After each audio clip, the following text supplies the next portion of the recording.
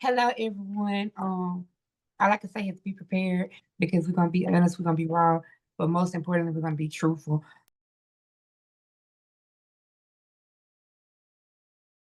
That in your presence is always something that is said, is done, a song that's sung, or something. It's always something to set the atmosphere, to set the tone. And so again, when I seen that post, like I wanted to reach out to you, in which I did, to ask you if you would be willing to tell your story. And what kept going through my mind was DV and me. DV and me, because every domestic violence situation is different. Your domestic violence situation may be different from what somebody else endured. It might have been more intense, could have been less intense, but just like I was telling you before, it's not a lot of people that feel comfortable with telling their story, telling what they've gone through. A lot of things that we've gone through in life puts a lot of shame on us, and it hinders us from being able to be set free. And we find places to pack it away and try to move on. But in this healing process that I've been going through, God keeps telling me it makes no sense to protect the predators. It makes no sense to protect the stuff that's eating away at us on the inside. When you find someone that's reached that place where they are willing to halt all shame and come forward and say, listen, this is what I've gone through, this is what I've endured, but yet I'm still standing. So it was important for me not only to put on the flyer that we were going to be talking about the going through, the coming out, and the overcoming, but it was important for me to make sure that up under your name, I put that this is going to be a story about you reclaiming your life. I don't see you as a victim. I see you as someone who is victorious. So I definitely feel like whatever is going to come out your mouth tonight, whatever it is that you've gone through, I definitely feel like it was for a purpose for this moment. And so I pray that everyone that joins in tonight takes something from it. To say a prayer, and then we will get started. So, Father God, I come to you right now, just thanking you for allowing us to come together tonight in unity to hear this amazing story that will come out of this sister's mouth, because I know embedded in her is truth, is wisdom, is knowledge, is endurance. And I just pray that tonight that you will use her, that you will allow her strength to come out so that we will understand where you stood in the battle with her. I thank you for your many blessings. I ask that for each one of these ladies that join, that you will touch their heart, their mind, their body, their spirit, and their soul. If it's anything that's laid upon their heart to speak and say, I pray that they will do. If there's any burdens that they come with, I pray that you will release them before they leave.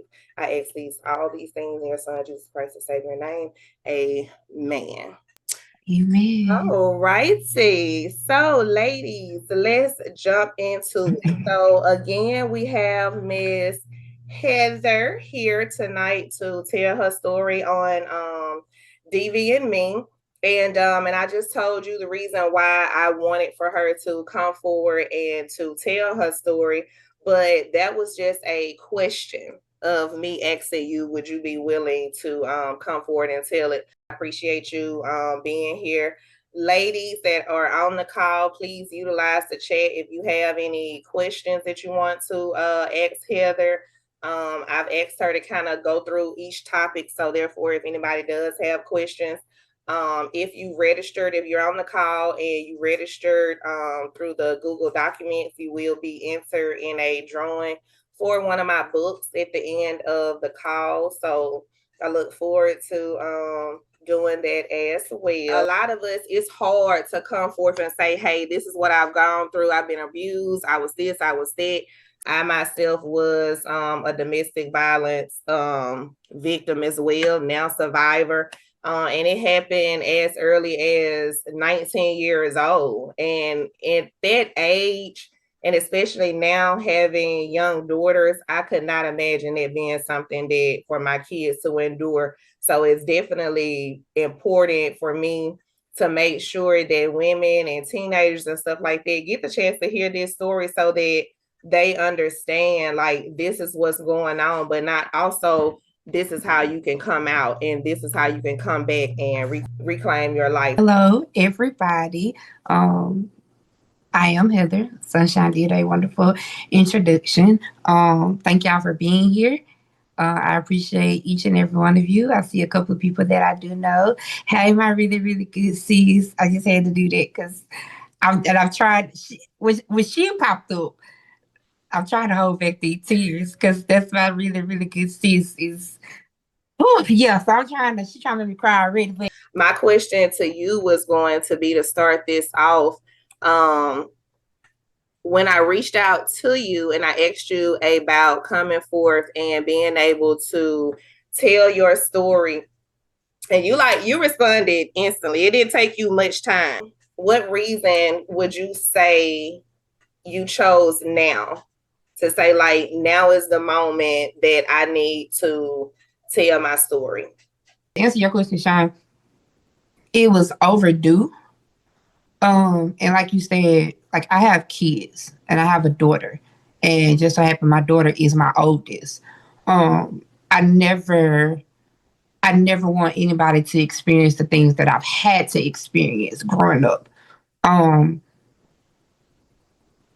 I kept it hid for so long, like you said, because of embarrassment, because it was never supposed to be this way. Um, but now that it happened, it's just like, how do you move forward? How do you get past this? Do you sit in it and you use it as an excuse? Or you go in the kitchen and you grill it up and you make a meal and you eat? For me, I had to make the decision to eat because I got 3 people that are depending on me, that looks up to me, that they can't do anything for themselves, until they became of age. And even then, they still need their mama. So I had to be honest with myself, because if I'm not honest with myself, then I can't be honest to them. I can't be honest to nobody else. So last year, I made the first initial step to semi tell my story. And I had the support of, family and friends. And one of my best friends, he was, one of my biggest supporters, because we attended the same church. But I semi told, what was going on. Lord, I was nervous as all get out. But in that moment, I felt the sense of freedom, because it's just like, you've made the first step. Now you continue walking, because someone somewhere needed to hear that. And something that I struggle with is, I want to get everybody. Like, I want to save everybody. I want to help everybody. April will tell you, I'm Jenny on the spot. Like, I just want everything to be what it needs to be. I want everybody to be okay. But you can't do that. Even if I just reach one, be okay with that. So, see, she thought, yes, you do. So yeah, that's why I chose now. And so you see how sometimes, because when I met you, you can already feel in your spirit that you're always willing to go above and beyond. Mm-hmm. But what about that above and beyond for self? Mm-hmm. I realize a lot of times we will go above and beyond to avoid having to go above and beyond for ourselves. Mm-hmm. So thank you for introducing us to why you felt like now was the proper time. So the first topic that we're going to talk about is the going through. And if you all have any questions about the going through that you want Heather to ask in particular, make sure you put it in the chat. My question was, to start that topic off, was tell me, as you get ready to go into your story, will you start off and tell me what was your emotional state before going into the domestic violence starting in your life? Like, what was your emotional state prior to? Because I think, like, for me, I was in a place of searching.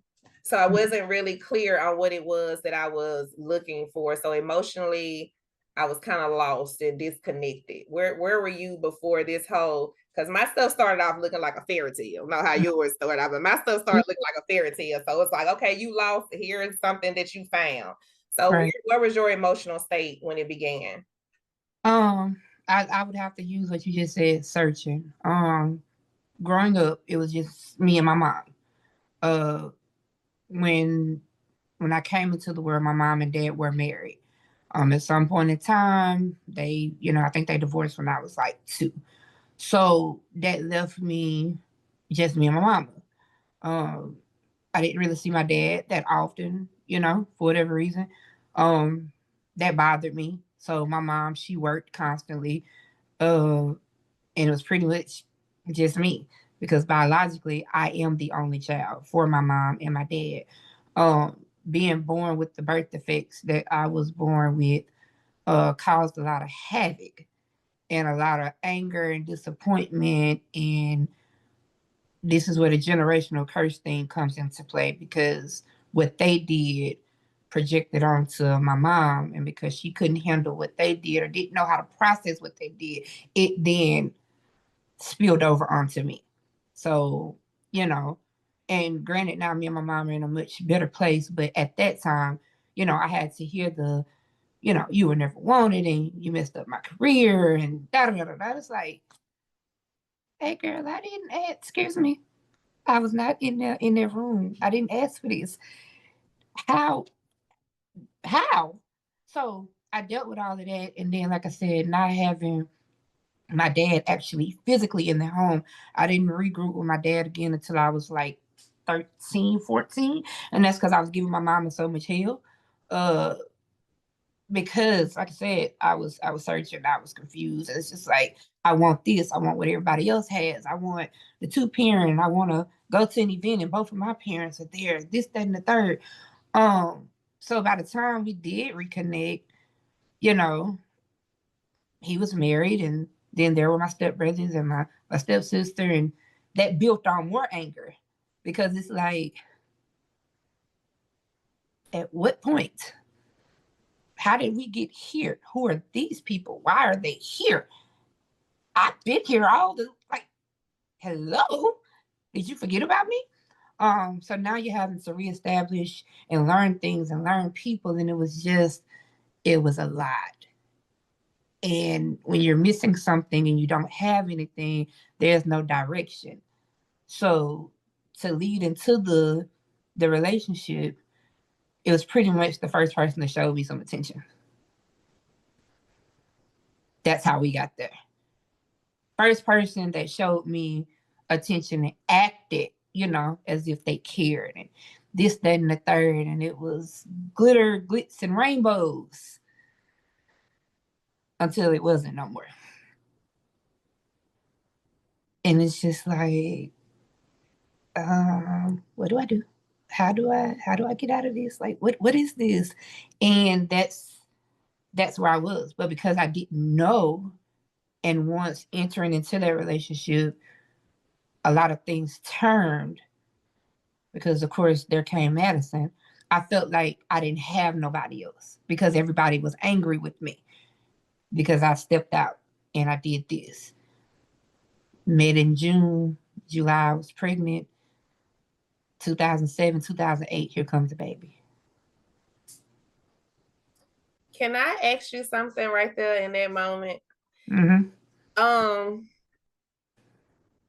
I felt a heaviness in that little piece. Mm-hmm.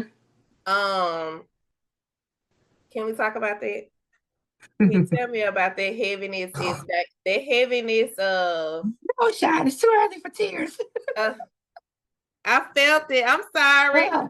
I could type it up in the chat and we can come back to it if we need No. to. We But good. I definitely want it. It was a heaviness in there, and I resonated with it because you're already in a place where you don't feel comfortable. You feel like you're just surviving, and then now I just added on another portion of life that I have to figure out. And Mhm. I wanted to talk that because this, I feel like, where a lot of my trauma started. You're already dealing with things that you brought from childhood to this moment. You think that you are aware of what you want and everything is good, and then bam, before you have figured this out, you got something else added, and it's a heaviness. And I Mhm. feel like there's a fork right there in the road of how we deal with it. So when that heaviness came, what was that like? Because like you took a deep breath, so I know you can still feel it. Yeah, it's tough because, like I said, mind you, my first sexual encounter was with my children's father, so that was a first for everything. And then to become pregnant, and it's just like, what do I do now? Because mind you, I'm not on my own. I'm 17. I'm still in school. I'm living in my mom's house. How do I how do I break this to my mama, knowing, how she feels and this, that, and the third, and having to do that caused more issues. So I didn't get a chance to walk the line with my class. She wound up taking me out of school, and I went to like this little group home type situation that helped pregnant teenagers and this, that, and the third, and it was in Jackson. Um, they had rules, of course, this, that, and the third, but I broke the rules. The rules was I was not supposed to have contact with the child's father, but they had email. So I got on the computer and I went to typing because what you doing? I'm bored and I don't like it over here. Um, so because they could track that, this, that, and the third, they kicked me out. So they left me to get my GED. Brought me back to Meridian. My mom was very, very upset. Like for the longest time, my mom was upset with me. For about 2 years, my mom did not talk to me. She did not. Um, so I missed I missed a moment in life that I wish I could have. I'm not gonna say it was wrong because what's gonna happen is gonna happen, and if it wasn't supposed to happen, God would have never allowed it to happen. So I missed a moment to share something with my mom that I'll never be able to get back, and that was the birth of my very first child. That's deep. Um,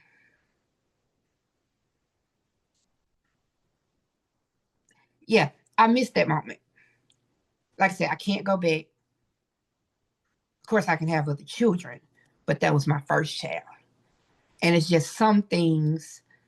Like some things you need your daddy for, and then there's some things you just need your mama for. And those were one of those things I wish I had my mama for. Now, did I have other people there? I had my dad there. I had my stepmom at the time, my children's aunts. The father was there, but that puzzle will forever be incomplete.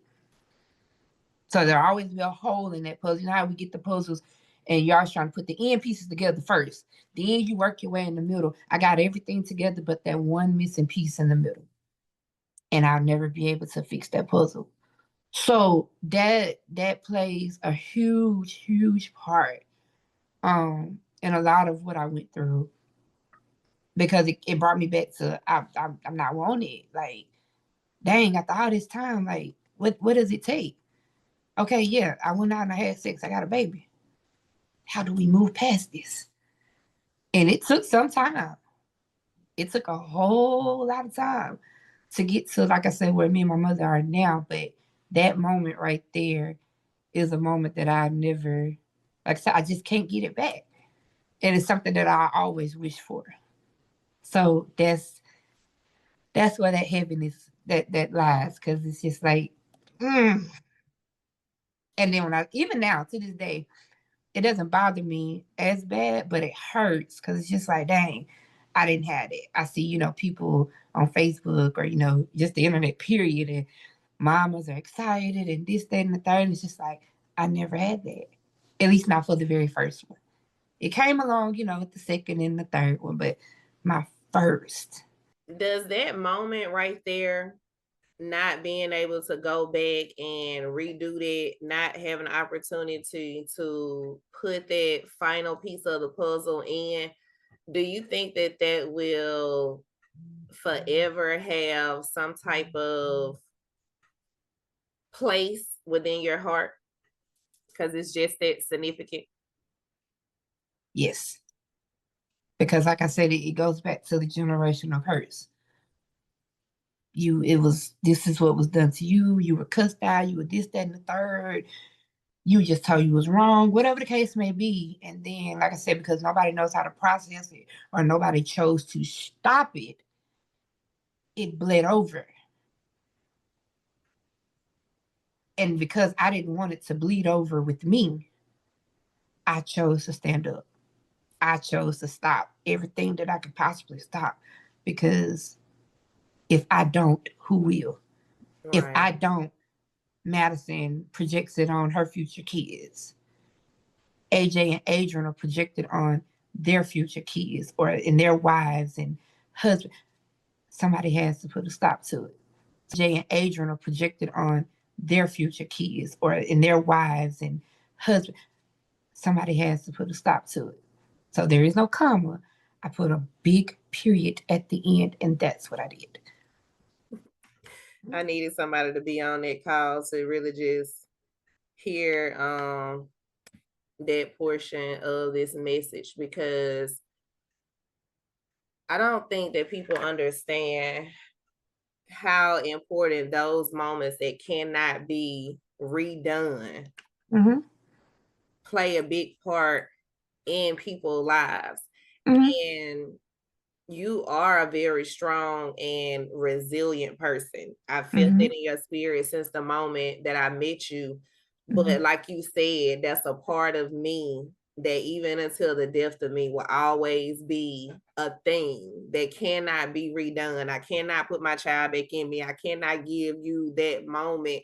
And it's almost like a standstill in time. Mm-hmm. And now I understand, even before you get into the abuse, how this is almost something that's like stuck in your head. That's a torment of having something that hurts you so bad that you cannot redo.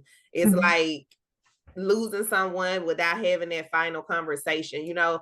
And Yeah. so that's a hurt all within itself. And then when you go and you add abuse on top of it, what was that like? Um, like I said, it was a lot. And it goes back to, like I said, my dad was not present for a lot of the years in my life. So I didn't have someone in the home saying, this is what a man does, this is what a man doesn't do. I didn't hear all of this until I was with children, technically grown at this point.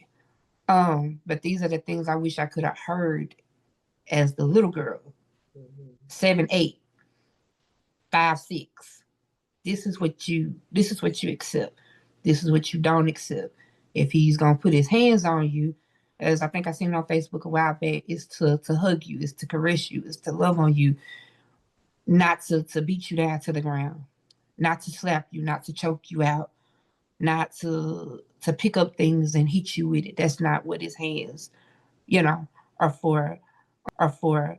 A man is supposed to provide. A man is supposed to take care, make sure that not only you are good, but the kids are good, the family is good, and you take the lead and everybody else follows.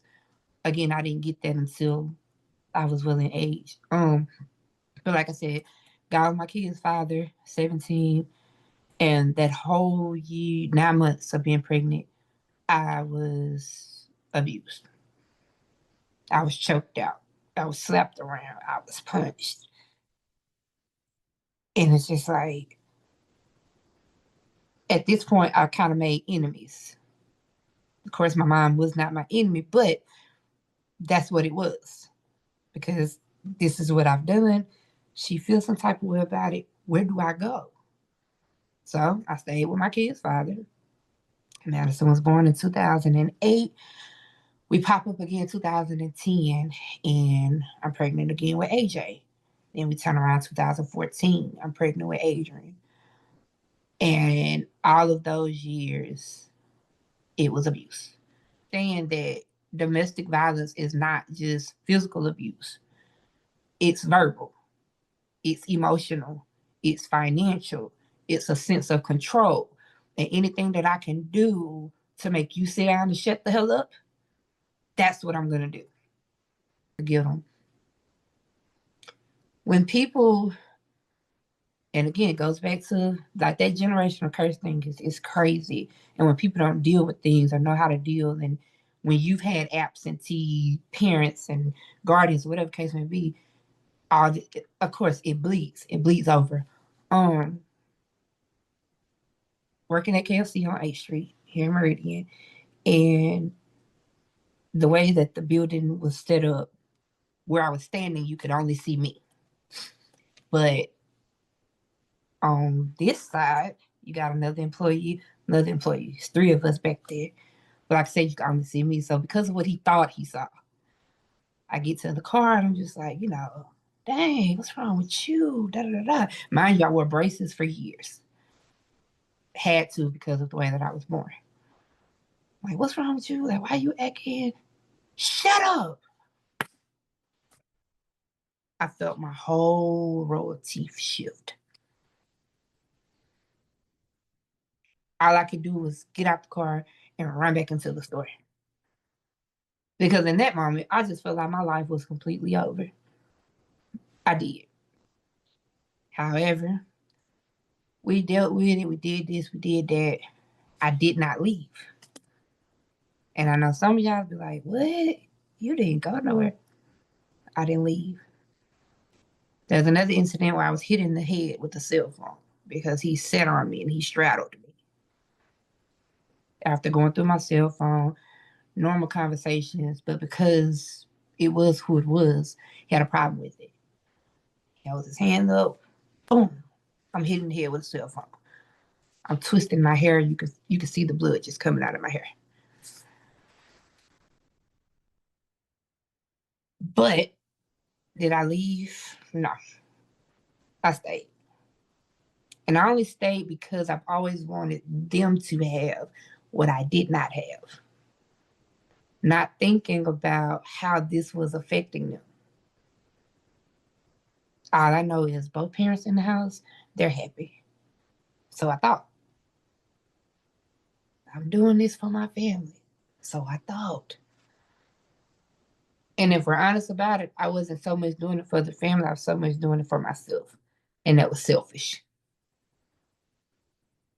Because it was what I wanted, because I didn't have. And I wasn't really fully thinking about their happiness and how this would affect them. So I stayed. We here. We gonna get married? Because I done gave you 3 kids. At this point, we 10 them years in the game. What we doing? I wound up having an ultimatum wedding is what happened. I'm okay with solidifying this with a marriage. Yes. Was it because you felt like the marriage would change things, or it would at least say, I'm enduring this from my husband, like make you feel a little bit more worthy with him being your husband opposed to just being your baby daddy abusing you? Like mentally, how did you come to that point of giving that ultimatum? Because like I know someone else who gave an ultimatum in a marriage and it eventually ended almost kind of the same way, with abuse and stuff like that. And so I just wanted to know, like, if you're already enduring those things, what is it that our heart is telling us? Because I know, like, for me, like how you said, I endured this, I stayed. I endured this, I stayed. I do know for me, I told myself that I was strong enough to endure it. I don't know where the hell I got that stupid stuff from, but I told myself, "Oh, girl, you strong. Oh, he doing it because he really weak minded. You're strong. You can deal with this. At the end of the day, it's just for the moment. He loves you. You got it." And it was like, after every situation, it was like, wait a minute, like how many of these moments do I have to endure before I get to the place where this person is willing to show me that like I'm worthy, you love me enough not to hurt me, not to make me cry, and all those type of things. It took me a minute. I don't even know how many times I left and came back. I don't know why, but I remember I kept telling myself, number one, he loves me, and number two, I'm strong enough to endure this. So now for you, you've gone through this for almost 10 years, and then you come to the table with an ultimatum. Do you feel like when you came to the table with that ultimatum, for him, it solidified that she's okay with the way I treat her, with the respect I give her, with the abuse that I put upon her? Do you feel like that made him feel these things were okay because you were even willing to go from being my girlfriend to my baby mama to my wife, even though I'm not treating you as I should?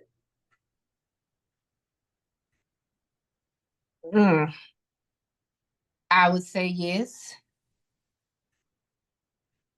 And yes, I told myself that I was strong enough to deal with it. And again, selfish, I said I was strong enough to deal with it because of the kids. And it, like I said, they didn't deserve that. Now, granted, all days were not bad days. But if I had to count them up, the bad days outweighed the good. But I held on to all days were not bad days. So out of 30 days, I may get a good 7. And then we back to World War III. It was always something. So yeah, but even when telling him, because of course like I said, I didn't ask. He was kind of reluctant to it at first. And for me, not only just saying, for the kids, I got tired of having to hear oh, you're shacking up and you're doing this, and well, when you gonna get married because it's wrong, and this, and it's just like people out here doing worse, and y'all worried about this. So we eventually got there, July 14th, 2014.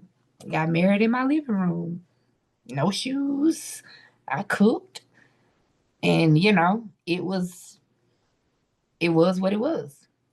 And that was that. And then we proceeded in life. And it was what it was. If you could go back right now, would you have done Heather at that age better? Would you have told yourself that I deserve better than this and that it's deeper than what somebody else is saying as far as, okay, we're shacking up? True, that may be we're shacking up, but we're not happy. We're not conducive for one another, because the same man that put his hands on me and I moved him to Atlanta with me. Listen, I told that man when we crossed Mississippi State line, this is over with. So I'm thinking in my head that he got the grasp of what I said. We're not together. I'm thinking, okay, I can at least be his friend. And he called me one day and said, let's go to the mall. And then we get to the mall and we walking around the mall and he stopped in front of, the jewelry store, Freedman or whatever, that popular jewelry store back then, and says, oh, let's go in here and pick out you an engagement ring. And I'm looking like, were you not in a relationship with me and you? Did you not see how dysfunctional we were in a relationship? I don't think marriage is going to fix this. And that angered him. But at the end of the day, it was just something about, if I go into a marriage, it has to be because this is what I choose. This is what I decide. So it's almost like a hurt to hear you say that not only did you endure all these different aspects of abuse, but you still allow the chaos and the noise of you guys are shacking up and make you feel like, okay, I have to do more in this already toxic, chaotic situation that's not really gonna turn out good. But it just, at this moment, I'm just gonna do what it is, and I'm gonna do it barefooted, and I'm gonna go and cook. Right. You know what I'm saying? Yeah. That's heavy. This is about, so you're at about 10 years plus now. Yes. Mm-hmm. of going through it. That's a long time. Mm-hmm. I endured mine's about 2 years, and I've never allowed somebody else to put their hands on me. And I'm almost for sure that I will kill, and I will have money sent to the mother of that person or whoever Listen, is the beneficiary of their life, and assist them in finding clothes to bury them. I will not listen, ever listen, I would not ever be subjected. listen. So for you to endure that long, it's like I want to jump through this freaking camera and like give you the biggest hug, because that's a long time to tell yourself that this is okay. Yeah. Because nothing about that was okay. Mm-mm. So throughout that process, was there ever a time that he eventually made you feel worthy, made you feel loved, made you feel all those things that you were willing to sacrifice your spirit, your heart, and all those things for it? Was there ever a time that he truly fulfilled those things for you? In the beginning of the relationship, and that was it. That was at the very beginning. So we had to put this on a scale. We like not even balanced out. Nowhere near. Nowhere near balanced out. It was always chaotic. Like I said, you had a few good moments, but the bad is gonna outweigh all those moments. Like mind you, let's start. Let me go back just a second. When I first got with him, I didn't know that he had a girlfriend.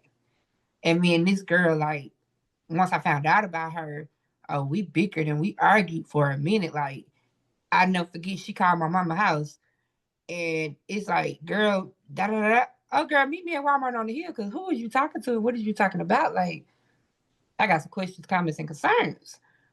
Thank God, time does what it does, and healing is essential because she and I now are the best of friends. Like that's Madison's other mama, is what she calls her.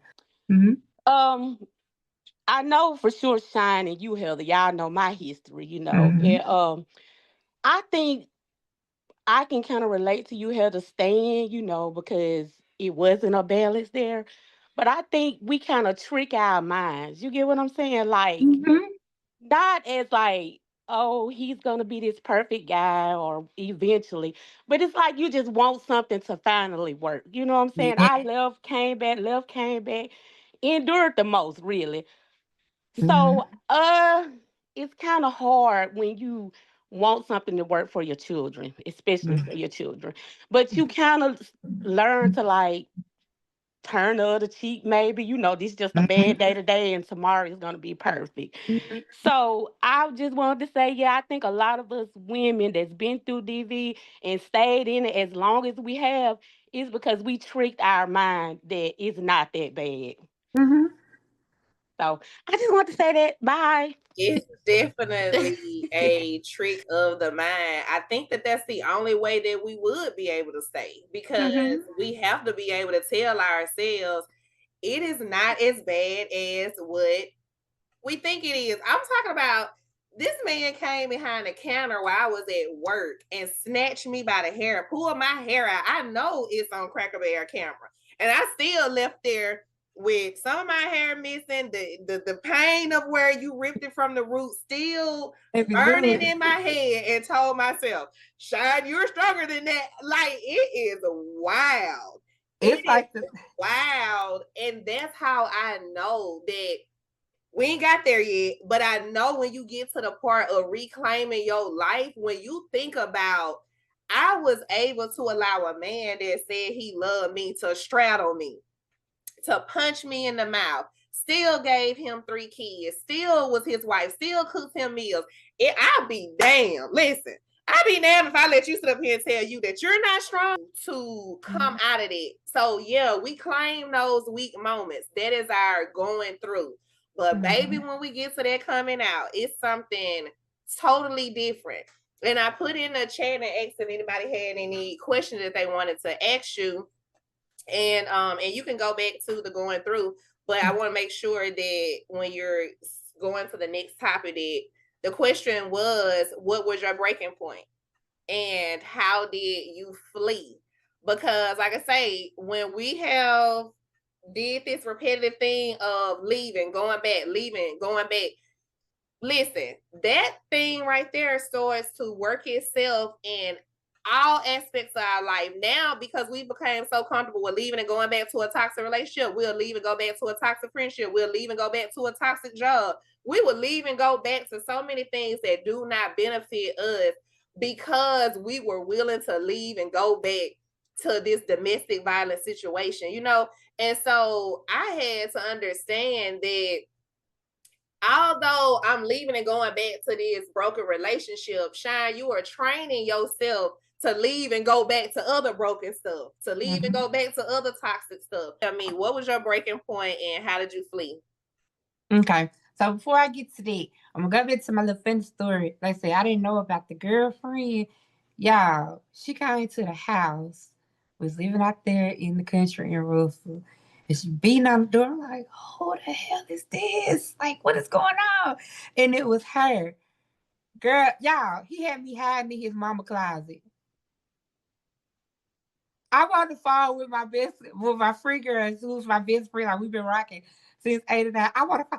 I'm like, Cherie, this nigga got me in a closet. I'm thinking he's still out there talking to her. She's about, fool, get out the closet. Mind you, I hadn't met his parents. I hadn't met sisters. I'm just in this lady closet on the floor. Girl, I don't know what's going on. Get out there. He done left the house. He went up the road to another lady's house, which she's so sweet. I love her to death. He up there trying to console her. And I'm stuck in your mama closet. What? I mean, wait a minute. Wait a minute. What the hell? What the hell? Wait a minute. Now you said you got in the closet and he didn't even have a decency come tell you that he was leaving so you can get out the closet. I'm sitting there talking to my best friend and she was like, girl, get out the closet and see if he's still. I get out the closet and he is gone and went down the road. And I was like, you. And when he finally came back, I'm just like, hello. I'm like, oh, girl on the hill. Now, what you gonna do when that man come home and found a colored woman in his house cooking? What? As far as coming out, believe it or not, I didn't know how to come out. And one thing about God, he's very strategic in the things that he does. And when he wants something done, he's going to make it happen. And he takes care of us because sometimes we're too foolish to take care of ourselves. And that's what that was. I didn't have enough sense to leave. So he made him leave. And at the time, before actually leaving, he was in a relationship with another girl, all while we were married. Ended up having a child. That's my oldest, everyone. That's Madison. End up having a child. And after that, it's just like, wait, what? Now, mind you, I'm still fighting after knowing this. She's my witness because at this point she's of age. I'm still fighting. I'm still, because it's just like, we're not supposed to be breaking up. Like, we got kids. This is our marriage. This is our family. What the hell you doing, sir? Still fighting to the point where I'm fighting with him. I'm fighting with her. Still going through the abuse, mind you. I done got almost ran over with a car. That was like, what, the fourth, fifth time? Something like that. You know, all this great grand kind of stuff. And at this point, I was like, you really not going, all right, I got it. I got you. Don't worry about it. Sit down. He completely moved him out the way. And I'm not going to lie to y'all, that took something out of me. That picture that I posted, and I think I know the post that you were talking about, Sean, I had on that green shirt. If you look at that picture and you really, if you have any spiritual discernment at all and can tell, you could tell something was not right. And I was depleted. I was small. That was the smallest I had been since I had got pregnant with Madison.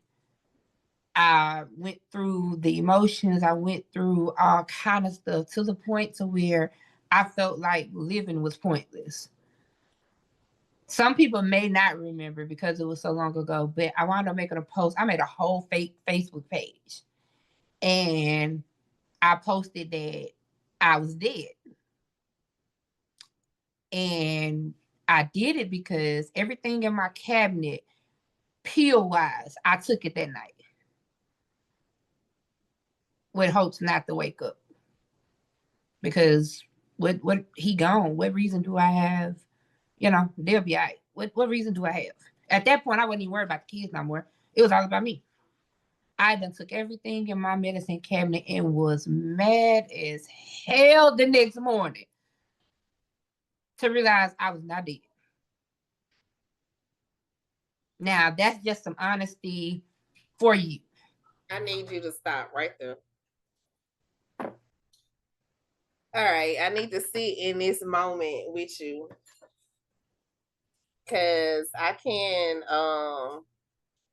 see that picture very vividly. I actually have it like sketched in my head, and you can see the weight of the world on you in that picture. It spoke 1,000 words. Honestly, that might be what I seen when I said I wanted you to tell your story.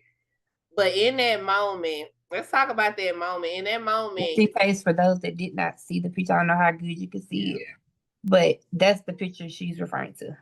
Yeah, that's that picture. It's a lot of brokenness, and so in that picture, you've already endured years of abuse. You've endured years of infidelity.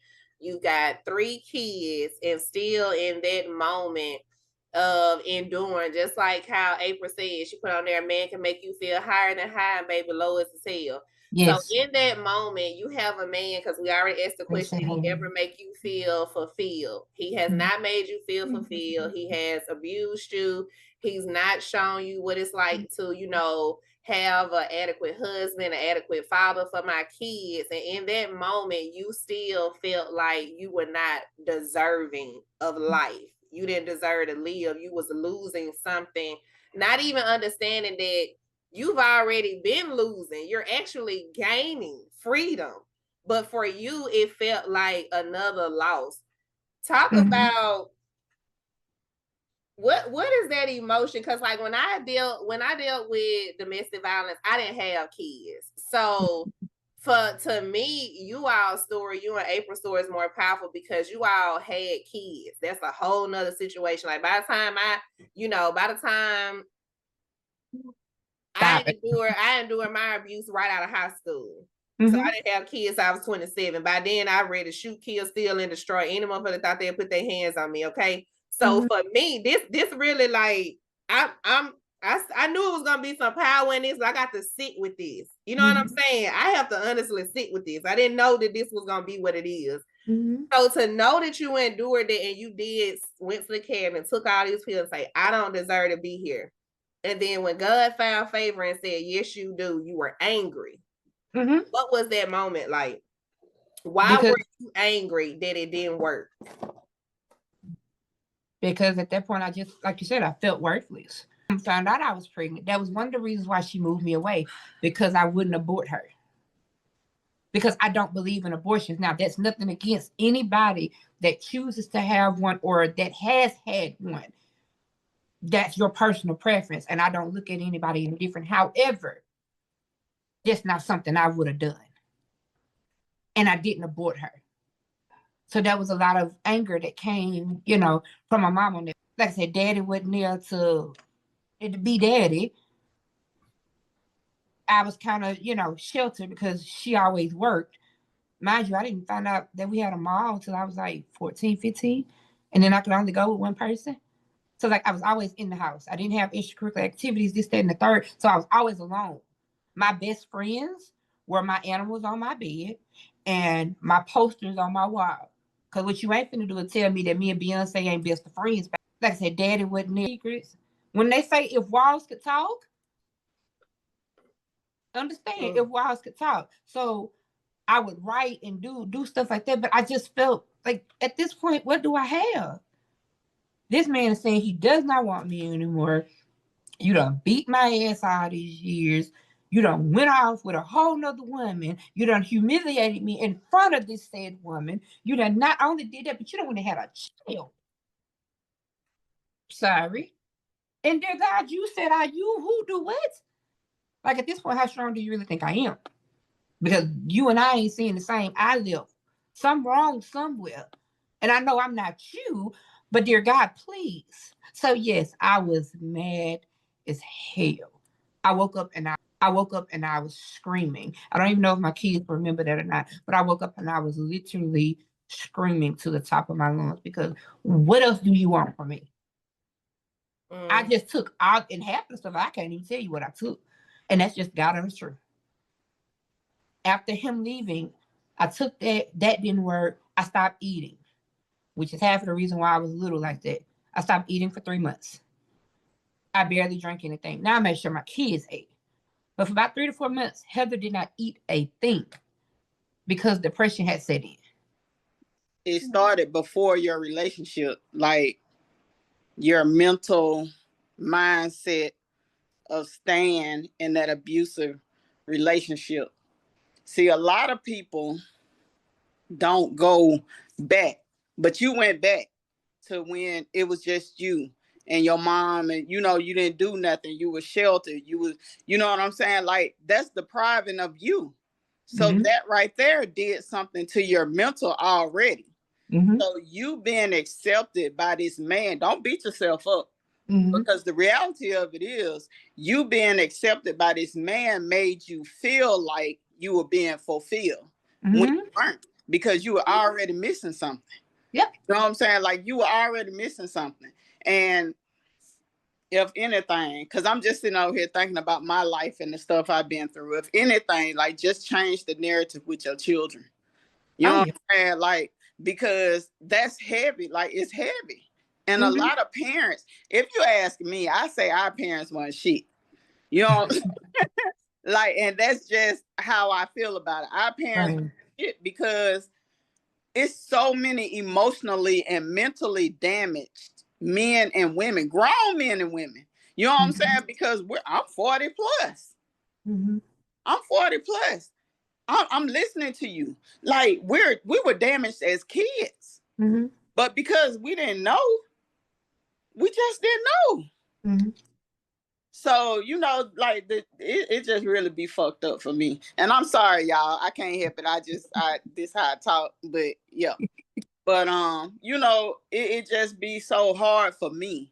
And it's crazy that we on here talking about stuff like this because I've been through domestic violence, but also my relationship with my mom not good. You know what I'm saying? And like I was told Shine earlier, my mom in the hospital. Well, today she decided she want to have those kind of conversations with me about stuff from the past. You know what I'm saying? So I'm just over here all emotional. I'm listening, but like it's just a process, and it's amazing what we as women go through just to be okay for our kids.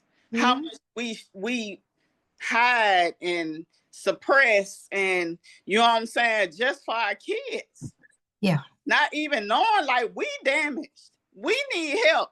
I need you to pray for me. I'm over here trying to save my child, but I need you to pray for me. Yeah. But I just wanted to say that, man. Like it started at a young age for you. You know what I'm saying? So I definitely understand. And I'm glad that you got out of it. And now I'm tending to just keep listening. Gotcha. But she has a point. It did start when I was younger. And I guess I didn't just truly understand it until, I got older. Now, even with her saying it now is the truth. Yeah. But I knew I had to come out, and like I said, God did what he needed to do, and he fixed the situation, and over time, I got better. And then I made the same declaration that Shine said, and I told him to his face, if you ever in your black life hit me again, I'm going to kill you. I'm going to place you in a body bag. I'm going to save some money, and I'm going to put you in my car, and I'm going to deliver you to your mama on the porch.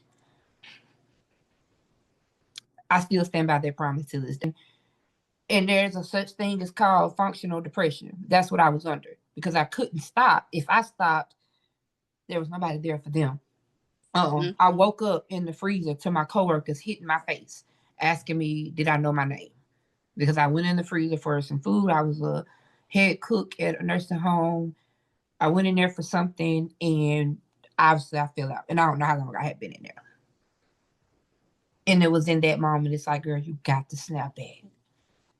And the only thing I hate about it is they had to endure. Madison is about to be 18 next year. And of course, like I said, that makes her my oldest. She endured so much, which caused a lot of trauma for her. She had to bow up at her own father to say, don't hit my mama no more. I had to pull my bootstraps up and I had to take my thongs off and put my big girl drawers on. And I had to make it truly about them at this point. And that's what I did. And I ain't looked back since. The divorce came, y'all, I cried. Because even then, even though we had been separated all that time, it's just like, dang, this is real. Like, I'm truly ending something that should have never started, honestly. But here we are in this moment. With you. Yeah, I see you back there shaking your head. Sure do. Have a snack.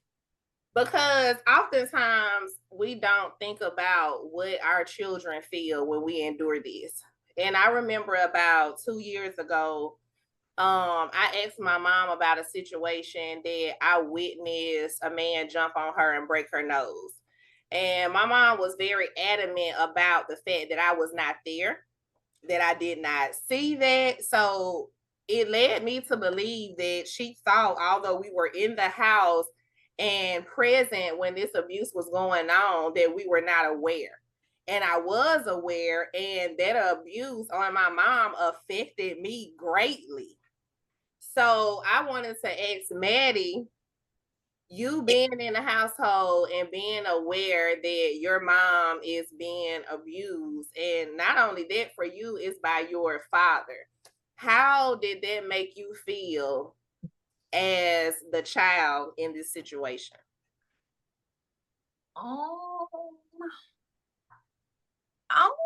To be honest, y'all, I don't really know. Like, come here, AJ. I don't know. Like, she tried to hide it. Don't get me wrong. Like, my mama never been the type of mama that just let stuff go on in front of us. But like, in the moment, it's really nothing that you can do when you got somebody. When you got somebody 10 times bigger, 10 times stronger than you, like, it's nothing that you can really do. I mean, you can try, but a woman is never stronger than a man. No matter how much you fight back, throw punches, like, it's not gonna save them in that moment. But like you said, once I got of age and realized what was really going on, like, realizing that the black marks on mommy eye wasn't just sleepless nights, and like, I just was like, okay, I get it now.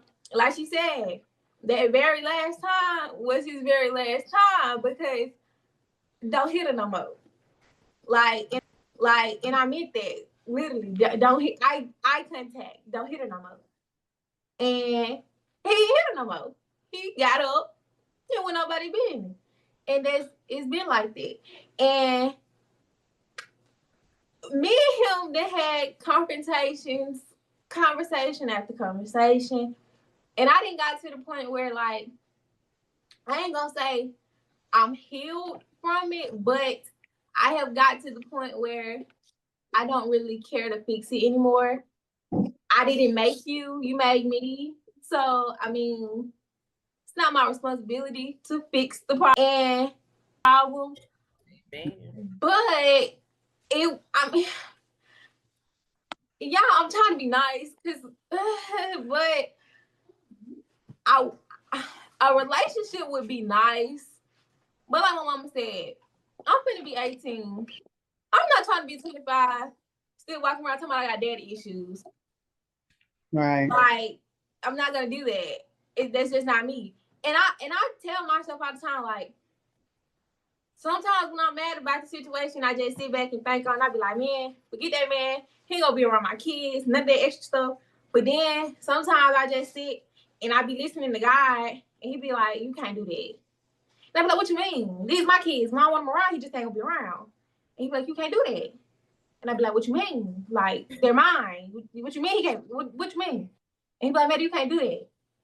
And every time we used to get into it, he used to throw up, your mama, your mama, your mama, or he'll try to use the Bible. You're supposed to disrespect your parents, where they also say, don't provoke your child. So what are you doing to me? I ain't disrespecting you for no reason, even though I'm wrong. But what you doing to me? It don't hurt to pick up the phone and call, send a text. Like, it don't hurt. But sometimes you just gotta turn the other cheek and let it be what it's gonna be. Like, it shouldn't have to. It wouldn't have to be like that if you would have just, did what you had to do. But hey, life is life. It is what it is. I'm a big girl now. Sometimes it hurt. Like, don't get me wrong, but you gotta suck it up. Heather, now I want you to think back to that 17-year-old that felt like she was not wanted, that was given away, that wasn't worthy. And I want you to look back at that baby behind you, and I want you to know that's all you. You did all that. Your decision not to allow somebody else to dictate what your future would be got us here. Your baby at 17 years old got more damn sense than a lot of grown people. That's from you. She just said, I got that from my mama.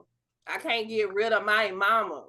So don't never feel like you're not worthy, because somebody worthy raised that baby behind you. Somebody worthy, somebody strong, somebody who kept getting up when they was knocked down, raised that baby behind you. And that baby got enough sense to say, she just literally spoke about giving a grown man grace. Yep. That's what that was. That was a 17-year-old saying that I love this man enough and I understand enough to give him grace. Even though it hurts, I'll give him grace. I'm over here in something else. Somebody else talk, cause baby, I appreciate that. And then, like, another thing, like, my mama, she be joking about it, and she be like, why you be talking to this person and that person and that person? You got too many, like, my brothers today be like, you be talking to this person, that person, that person. You got too many guy friends. And I said, I'm never going to settle for what I know is not my worth. Like, I don't care how many people I got to go through, talking stages. If you're not what I'm looking for, I don't want it. And you see this one and that one, or every time I go somewhere, you popping up, embarrassing me. You're not going to do that to me. Look at me. I'm too... You not finna put nothing black on me but clothes. Nothing black on me but clothes. I ain't with it.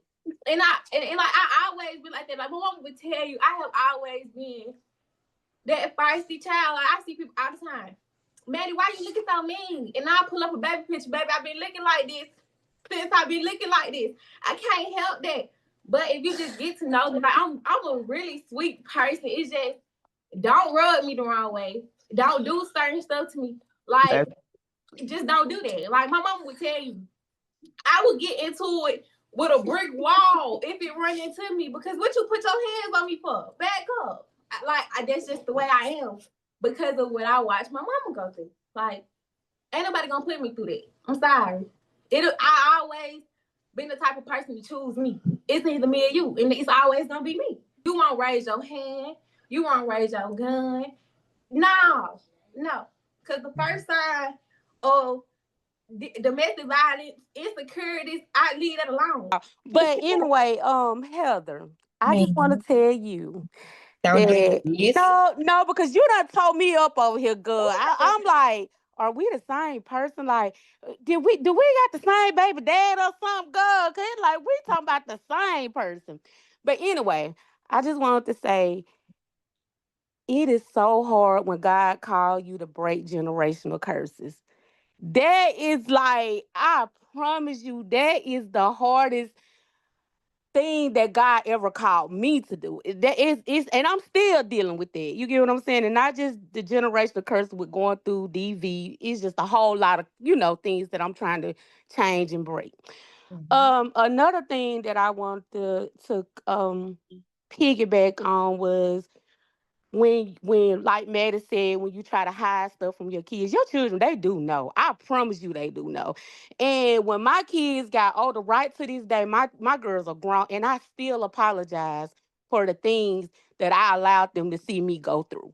Today, I do that today. You get what Yeah. I'm saying? Yeah. And my girls are understanding, but it's like y'all didn't deserve it. No. But at the same time, I have to give myself grace. Like, you got to give yourself grace, Heather. We were young. We were Yeah. young. And I don't know nobody else's situation with their parents, but I know my situation. I had to learn to give my parents grace. You get what I'm saying? Mhm. Because a lot of things we were taught, they were taught. You get it?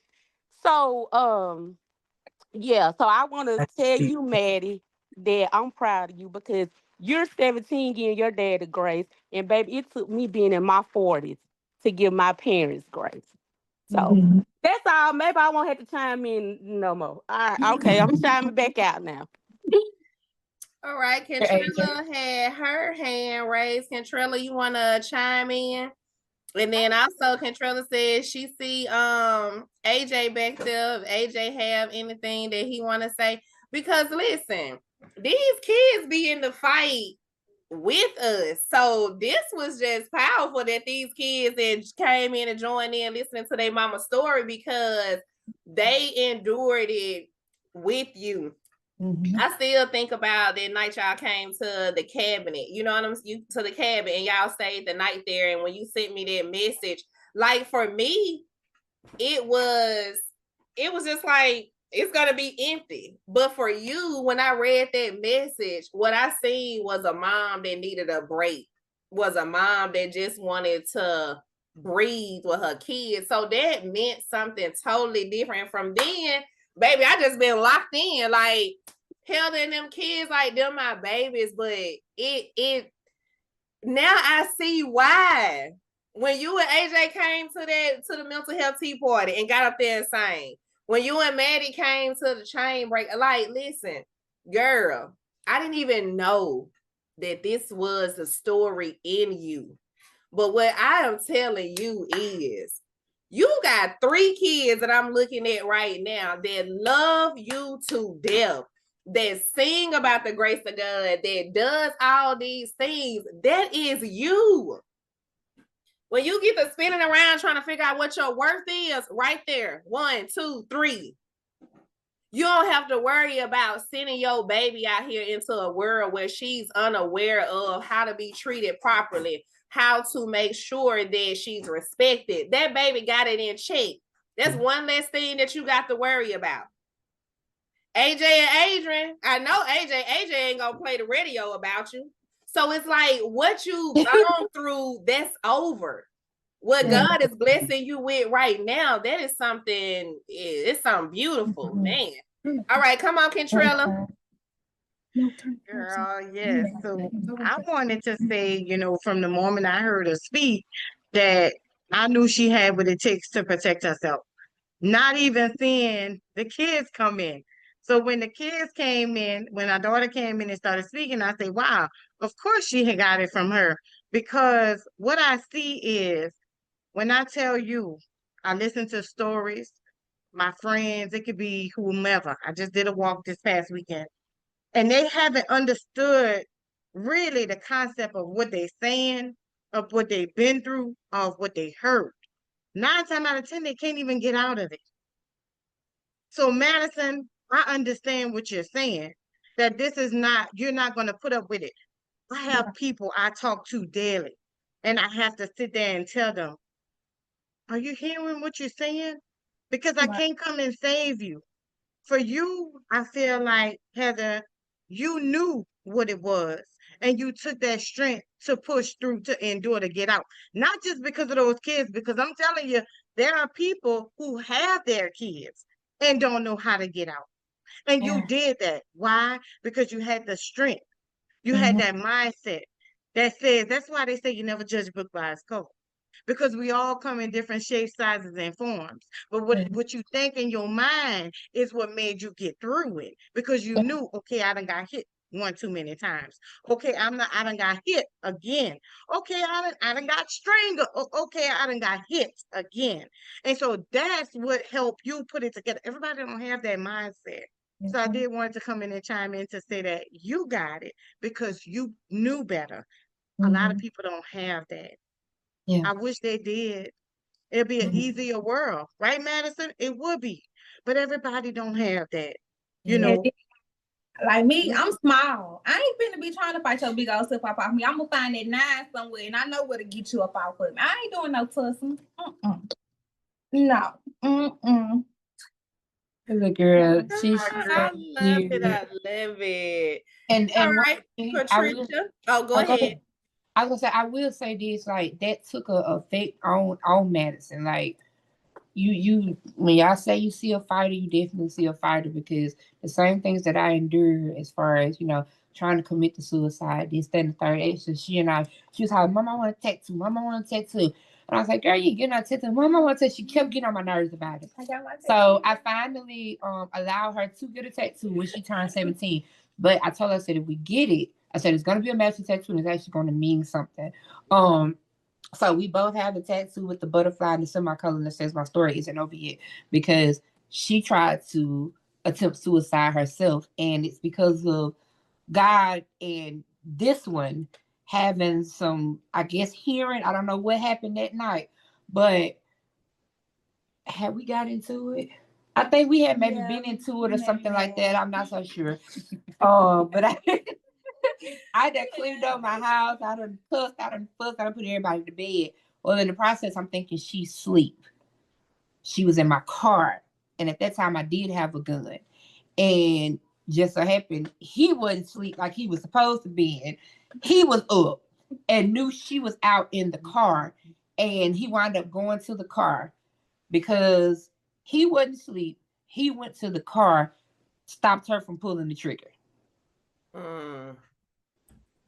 He didn't know that she had the gun until the next day when she wound up, something happened at the school and she wound up telling the counselor. And that's how I found out. So like, it's just like certain things happen and this, that, and the third. Like I said, he's my oldest child. This is AJ and this is the baby boy. The favorite, as they say. Well, they say I call him my favorite, but I am the favorite. okay, that's it. He didn't endure a whole lot because I was gone by the time he could, get of age, but these two endured a lot. So do you care to say anything before we get back to the ladies on how you feel or, in that time, what you experienced, what you seen with all that great grand stuff? All right, you can go What I away now. can say is, Or state. if I was old of age, I wouldn't be here because with the cuffs, put me in the cuffs.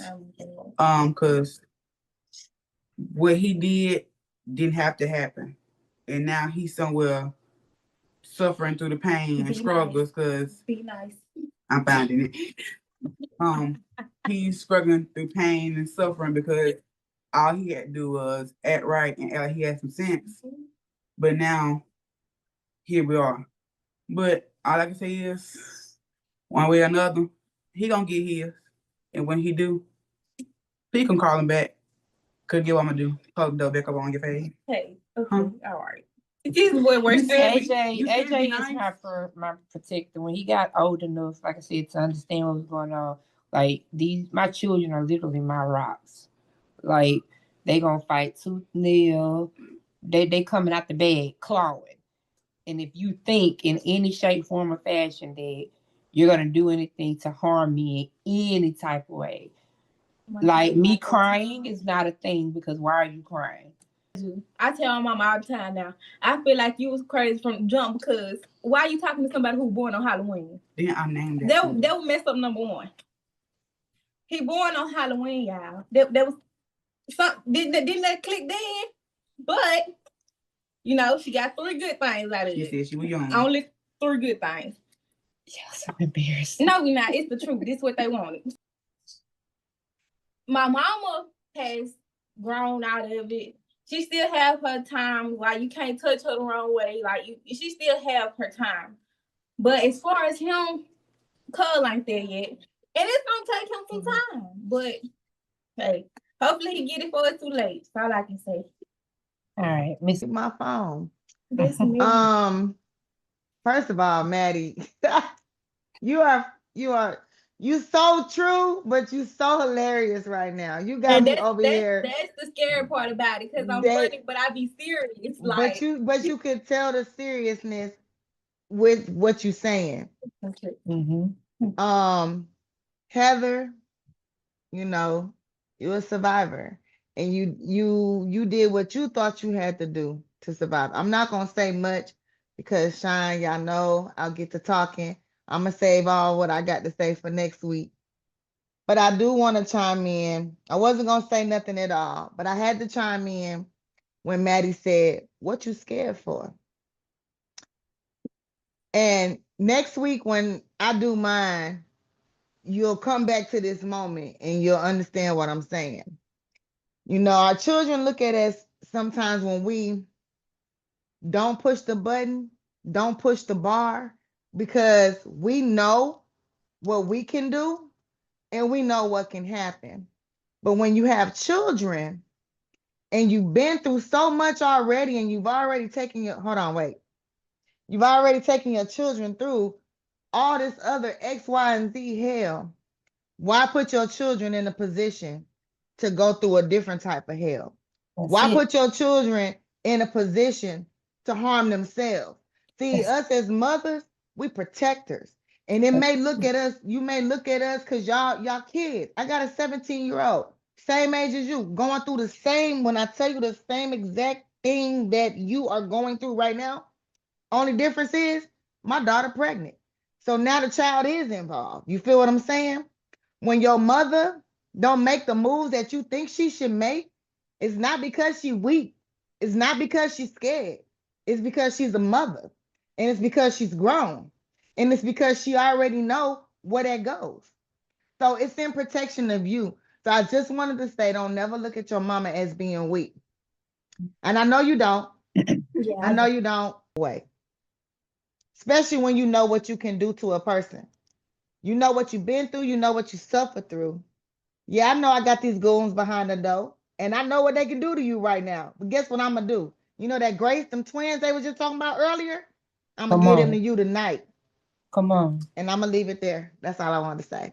Real And let me do a little clocking for you. Let me do a little clocking for you, Maddie, back there in the back, because you've been doing it. My wig, tear Meridian down.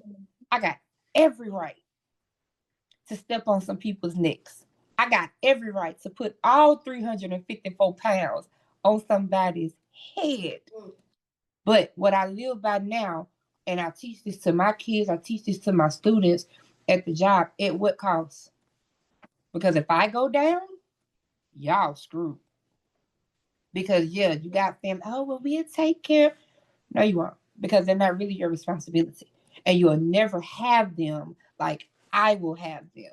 So yes, I have to make some decisions that look like, oh, nah, mama, no, dog, that ain't it. But at the end of the day, yes, it is. It's definitely it. So I thank you for that confirmation. What you got, Miss Patricia? All right, you done had me crying over here, but I'm getting sorry. through it, but it's okay. It's okay. You know, emotions, that's a good thing. Mhm. But what I was gonna say, I resonate with your daughter because I've been that child. I had to witness abuse with my mom from my dad, from my stepdad, from her family, and I was adopted. So when I finally got to meet my birth parents, it was violence. They were separated, but it was violence on each of their ends. They both had remarried, so it was violence all the way around. And I would sit there like, is anybody gonna do anything? And I'm like, oh no. It was the older generation, like, oh, if he hit you, that means he loved you. They were in that generation. And I'm so glad that I broke that curse with my girls. And I was like, no, we ain't tolerating this. I'm not going through it. Y'all not going through it. If it gets to a point that it has to be like that, leave. I don't care if you call me and I gotta go pawn my car title or whatever it is. I'm getting you out of there because these days is getting more dangerous. Like from me growing up, I, seeing mama with black eyes, dishes broken, holes in the wall. Over time, stuff started getting worse. Like my dad, I love both my parents to the end of me. And Callie knows this. My dad had a temper. Luckily, my mom, and I told her she was blessed, baby, she outlived both her abusers. Outlived both of them. Wow. Both of them gone. She living her life now. She get to go shopping. She ate at Chili's, and Chili's, her going to Chili's was exciting to her because she never went out to eat before. And I looked at my life like, we have so much small things, and for her to never even have to eat at a restaurant because of the situation she was in, that broke me down because nobody deserves that. My mama, what's gonna be 70 or something? I don't know. I don't keep up with her age because she keep lying about it. Anyways, but my dad was a violent person. He a love, but he had a temper. And from me growing up in a violent household, on every end I ran to, I said, when I have my kids, I'm not going to raise them like that. They're not going to tolerate that. It ain't going to be none of that. And when it started getting to the point that I felt that my kid's father was being controlling, I left after 20 years. Packed up, was gone. Out of here. Couldn't do it no more. But my kids are strong, and I raised them to be strong because they love the hell out their dad because he never physically abused me. He was, with money, financially. So for you to have a daughter that understands, and you have a daughter that has your back, baby, I commend you. You are strong for your age. And these days and times, it takes that because every mother needs that friend, that shoulder to lean on. Sometimes you can't go to your home girl because it might be that point that you don't want home girl to know because she might tell Sister Clayton at the church or something like that. Yeah. And, you got a shoulder to lean on with your daughter and y'all going through it together. Y'all gonna get through it together. Yeah. And it's always good to have that because at the end of the day, I wish my mom would have came to me and let me be her shoulder to lean on instead of waiting till I was almost in my 40s to start talking about it. I'm like, lady, what you telling me this now? Like, what I'm supposed to do? But I'm glad that I was able to endure what I endured and teach my children that that's not right. Because if grandma say he love you because he hitting on you, no, baby, that ain't no. I broke that curse. Like both my girls know you got your mace, you got your knife, you got let them, and you got people that will pull up. Cause baby, when we pull up, we pull up. And I don't want my daughter is 21 years old and my youngest just turned 18. I wouldn't dare want my child to have to endure anything like that. And I sit back and go back to what I was taught. It's okay because it's love. No, I broke that all the way together. Everybody in my family was like, how did you? I had to because this generation needs to know that. They need to know love. Like it's enough hate and hatred in this world. Why they can't get love from somebody that's supposed to love them? Yep, because not to cut you off, Miss Patricia, but like I'm in school and I see this every day. Like the girls in the hallway, their boyfriend jacking them up, snatching them by their shirts, and they think he's cute these days. And I always I don't never say nothing in the moment because I mean it ain't my place, but also at the same time, as a young lady and as a girl, sometimes you just gotta step in and be like, hey, being with somebody that's jacking you up like that, it's not cute because if he'll snatch you up by your shirt, he'll punch you in your mouth. And that's not cool. And I just feel like it ain't that much love in the world to where you gotta put your hands on somebody's child. Even the same thing for girls, because women can be domestic too. Yes. Let's not forget, like women can be abusive as well. It's not just the men. It's just more common in the men, but women are too. And Yeah. I just keep your hands to yourself. If you feel like that you love a person too much, where you feel like you can't live without them, or if I can't have them, can't nobody have them, it's best you just go your separate way and let it go. It don't stay until you get to the boiling point and oh, she cheated on me, this, that, and third, she hurt me, so I killed her. That's no excuse, because if you go in front of a judge and tell him that, he ain't gonna do nothing but drop them gears on you, and that's where you gonna be. And now you still ain't got her, because you didn't kill her. So I literally went through that with my best friend. My best friend got killed in New Year's. I was in the hospital and she called me to tell me Happy New Year's. And 2 hours later, she was gone. Her husband killed her. And when I got home hours later, when they told me that, I was lost. Because when I say this girl was my rock, like me and her was like this, and I had literally just talked to her, it took me so long to even recognize that. And then I was like, man, you know what? If I see somebody in a domestic violence relationship, I'm stepping in and I'm doing it. And then I'm like, baby, you 80-some pounds. You can't do that because it'll turn into them beating on you too. You done stepped in that business. Now both y'all get beat. Yep, the leading cause of a lot of deaths is people getting involved in domestic violence relationships. And it's like more, instead of people getting involved, like physically involved, these girls need to be taught this, catch them in high school, middle school, families, have family meetings. Women need to talk to their daughters about that. If you're enduring it and you're in a place where you can't get out, don't let your daughters know that this is normal, because it's not. That's not love. And if you're taught that love is hurt, you're going to either produce it on someone else or you're just going to be ran over your whole life by everybody. And I had a point where everybody ran over me. I was a yes person. Yes, yes, yes. Whatever you say, yep. I had to go out of that. And when I finally grew out of it, I was like, dang, I'm stronger than I was years ago. And I've never even experienced nobody physically hurting me. But all the other emotional abuse, that stuff alter your brain. Keep telling your story. If you got to go out there, we got to get rallies or something. Keep telling your story, because it's going to reach somebody and it's helping. It really is. Go back to Cantrella. I don't know if everybody's seen this in the chat where Cantrella said she lost her mother and her sister by her mom's estranged boyfriend in front of her other siblings. This is the type of stuff, when I read this, it gives me that what goes on in this house stays in this house. So you endure so much, and then it's like when things like this happen, you have so many people come out of the wood where it's like, we never knew, or we never thought it would get, but here we go. And you have to sit here and you amongst someone who has lost a mom, who's lost a sibling to this very issue. And it shows you this is important.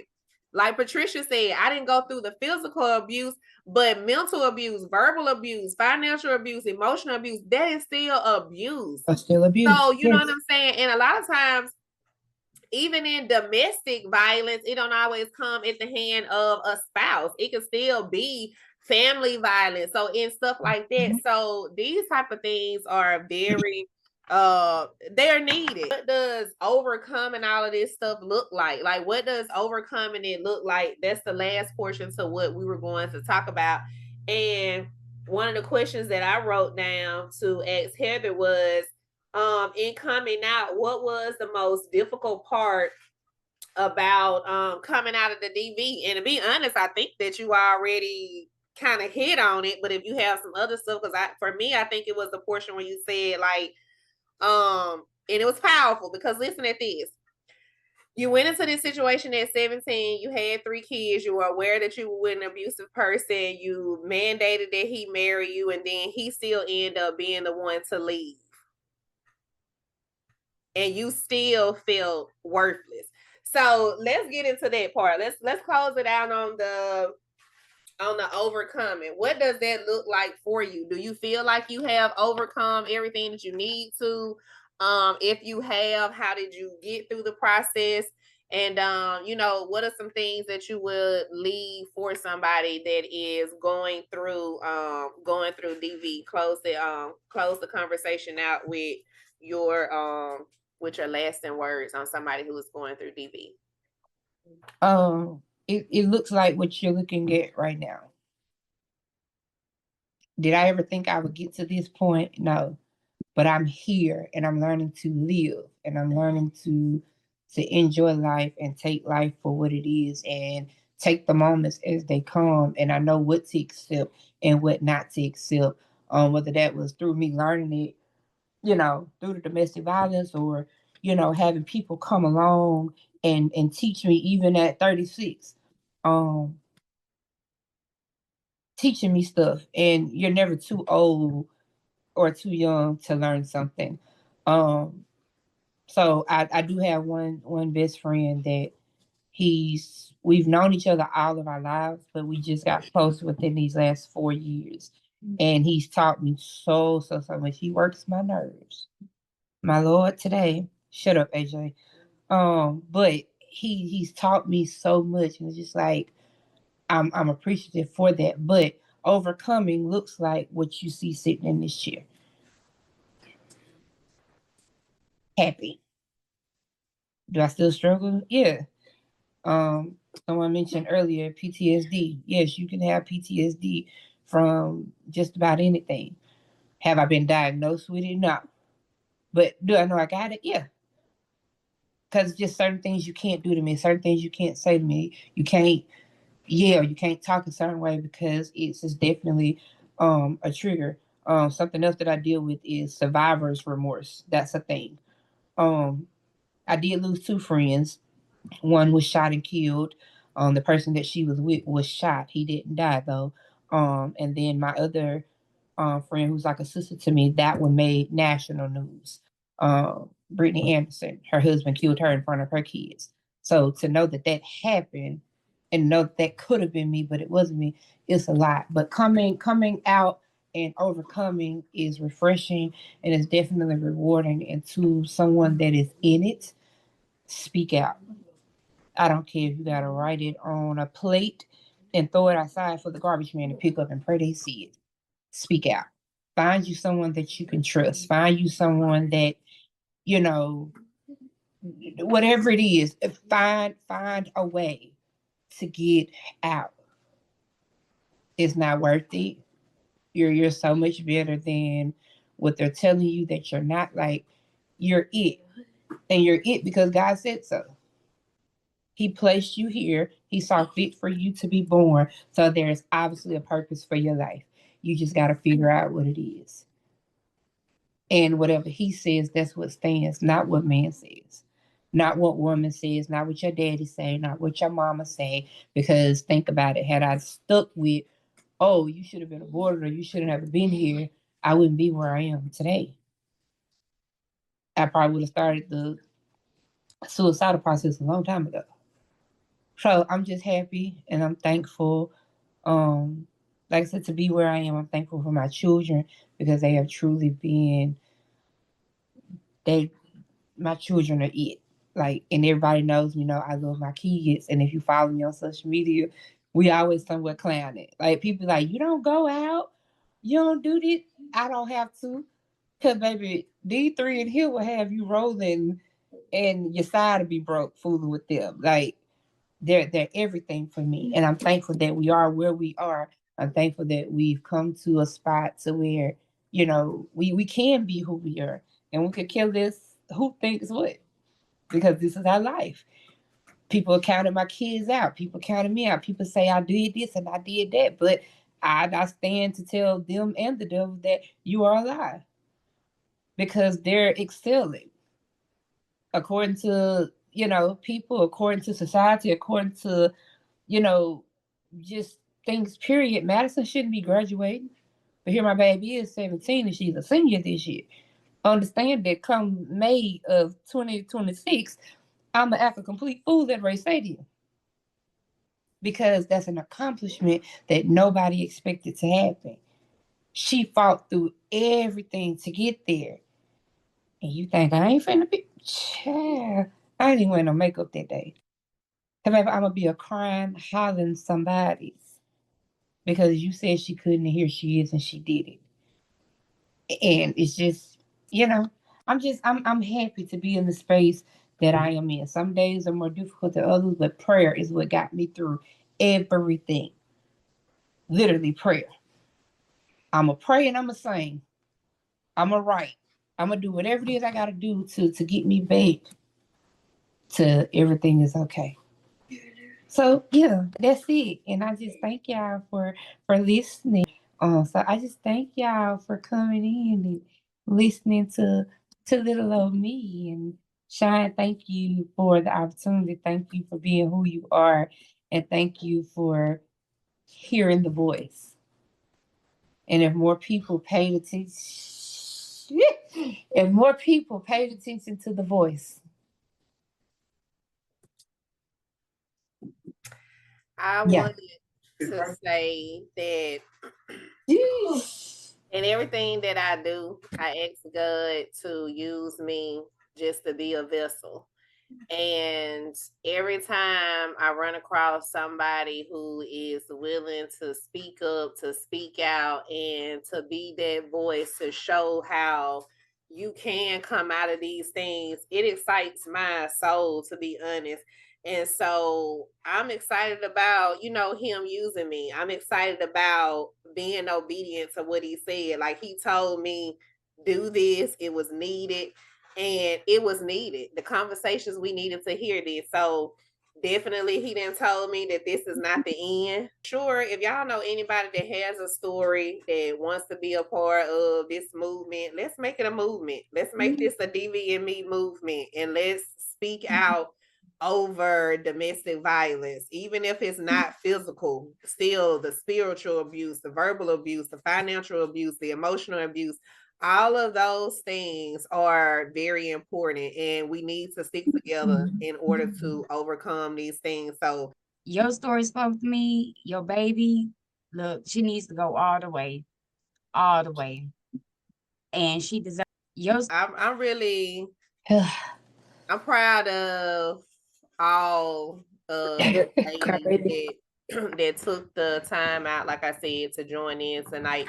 It's a big step, it's a big step, but it's the small steps that we take that get us to our greater. And so every step that we take is going to be worth it. So like I said, all right, Father God, I truly, truly thank you for coming in this room, being in the midst of such wonderful and powerful young ladies. I thank you for laying your hand of strength and empowerment upon Heather's chest and allowing her to break down those barriers, those strongholds, those generational curses, by allowing those things that have been embedded in her to come up to her throat, Father God, and then come out of her mouth, that they will no longer hinder her, Father God, but yet those will be words that will help another young lady to break free. I ask that in this moment, you will go ahead and manifest that this will be a thing that will bring your children out of whatever they're going through.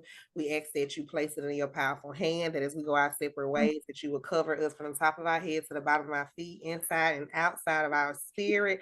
I ask that you watch over our children, be a shield of protection around them, and keep us until we meet again. In Jesus' name I do pray. Amen, amen, and Amen. amen.